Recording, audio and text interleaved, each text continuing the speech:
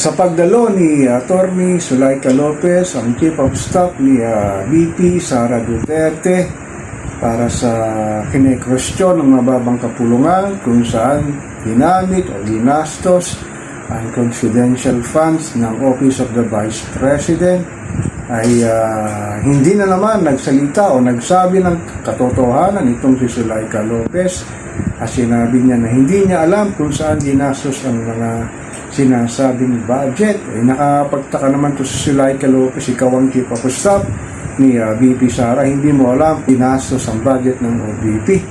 Grabe ka talaga, Atty. Zuleika Lopez, at sinasabing talagang hindi ito magsasalita kung paano at saan ginastos niya ang budget ng kanyang mahal na Vice Presidente.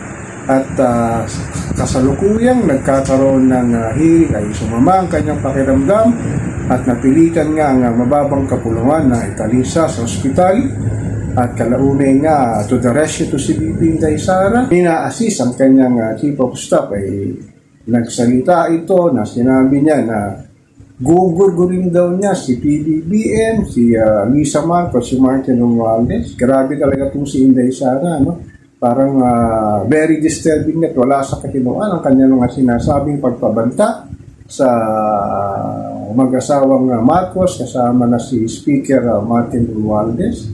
Grabe, no? Simpleng pagpapaliwanag lamang kung saan nila ginastos ang confidential funds, ang budget ng kanyang opisina, ang OVP at ang dating DepEd ay kung ano-ano nang ginagawa nito para hindi sila magsalita kung paano nga saan nila dinala ang pera.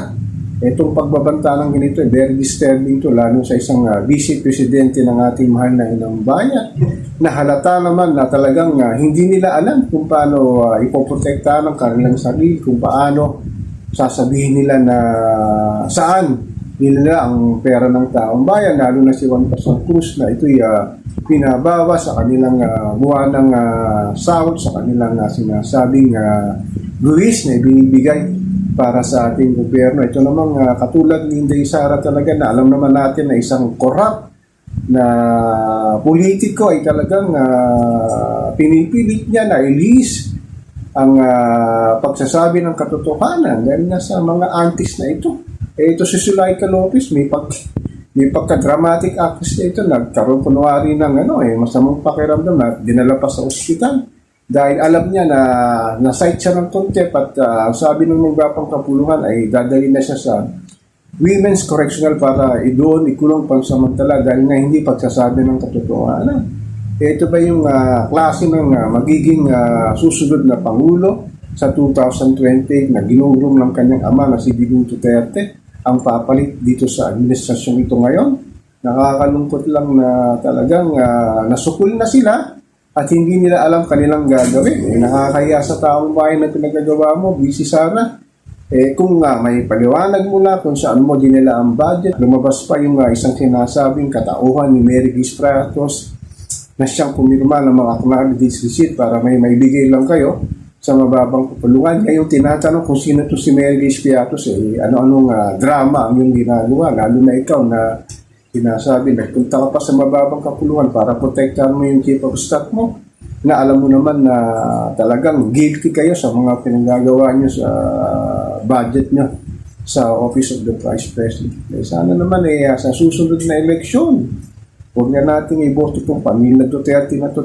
Pumili na lang tayo ng karapat-dapat na iluklok, lalo na sa sinasabi na pagtakbo ng Mayor ni Digong sa Davao City, pagtakbo sa Kongreso ni Pulong Duterte at pagtakbo bilang Vice Mayor ng Davao City to si Baste.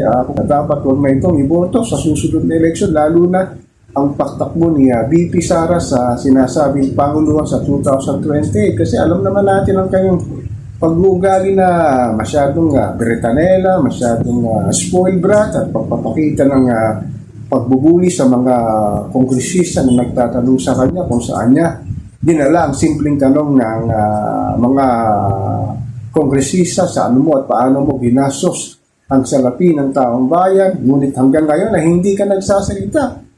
Tapos talaga na itong sinasabing ng Chief of Staff mo ay nagdrama ba na kunwari masama ang pakiramdam. So, tayo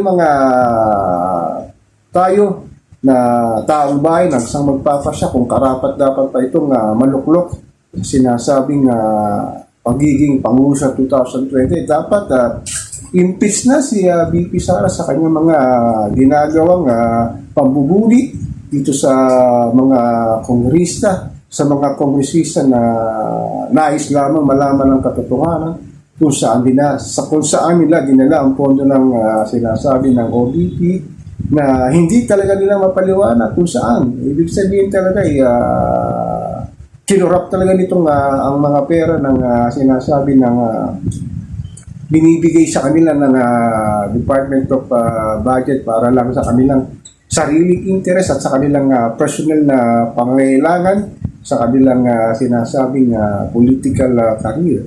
So ako po si Papa Ken, patuloy po akong magmimira, magmamatsyag dito sa pang-araw-araw nating buhay at kaganapan dito sa ating mahal na inang bayan.